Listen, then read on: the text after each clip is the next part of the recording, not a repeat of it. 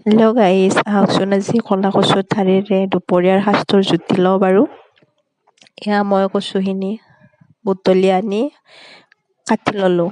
চুচটো মই পেলাই নাই দিয়া, কাৰণ কিয় মানে ঠাৰিকেইডাল বহুত সৰু যে, সেইকাৰণে ডাইৰেক্ট কুটি লৈছোঁ। এয়া লগতে বুটো দি দিছোঁ। তাৰপিছত মছলাৰ নামত লৈছোঁ জিৰা গুটি, জালুক, তাৰপিছত আৰু শুকান জলকীয়া। এয়া আছে লগতে ৰহুন আৰু আদা। এইখিনি মই পটাতে বটি লৈছোঁ, মিক্সিত দিয়া নাই, কিয়নো মানে আজি যিহেতুকে মানে চৌকাত বনাই খাম খৰিতে, সেইকাৰণে বোলো অকণমান কষ্ট কৰি ধুনীয়াকৈ সোৱাদকৈ খাম আৰু। এয়া মই জুইখিনি ধৰি ল'লোঁ।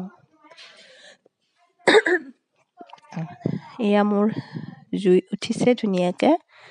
তাৰপিছত মই এইটো কেৰাহীটো পাতি দি ইয়াত অকণমান মিঠাতেল দি দিছোঁ, সৰিয়হৰ তেল খাটি। তাৰপিছত শুকোৱা মাছখিনি ভাজি লৈছোঁ।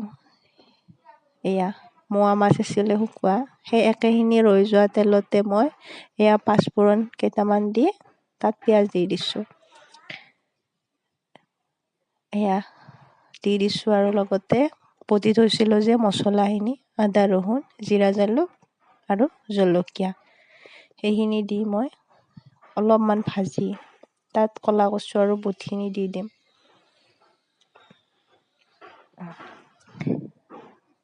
এয়া কিছু টাইম ভাজি আমি চাহ খাই ল'ম।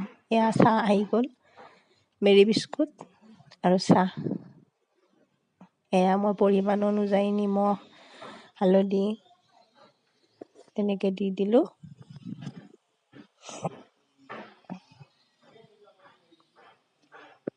এয়া হৈয়ে গ'ল প্ৰায় 90% তৰকাৰী কচুৰ। তাৰপিছত সেই ভাজি যে থৈ দিছিলোঁ সেইখিনি মাছ দি অকণমান ইলুটি শিলুটি কৰি দি তৰকাৰীখিনি হৈয়ে গ'ল। দেখাত বা কেনে পাইছে আপোনালোকে, কিন্তু এনেকৈ বনাই খাই চাব, বহুত সোৱাদ লাগে, এনেকৈ ধৰাও নাই।